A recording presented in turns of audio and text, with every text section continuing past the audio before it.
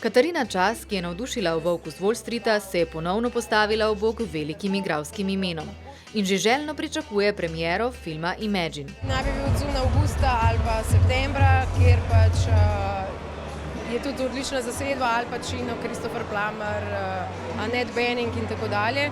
Tako da se tega veselim, drugač pa spoznavaš pač seveda več ljudi, ampak kaj bolj konkretnega ne morem še povedati. Všeč je preprostost velikih zvezd.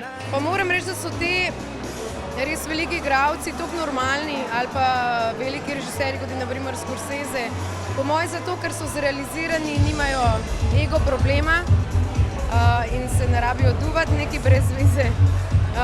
Tako da so zelo normalni ljudje in je bilo užitek delati z njimi. Povsem navdušil je seveda legendarni Al Pacino. Pacino je bil zelo kul, čeprav je že 72 let star gospod. Čeprav je uspel prodor na hollywoodsko sceno, pa Katarine doma nič kaj zvezdniško ne obravnavajo. Doma sem Kata in vedno bom Kata, ne, brez veze.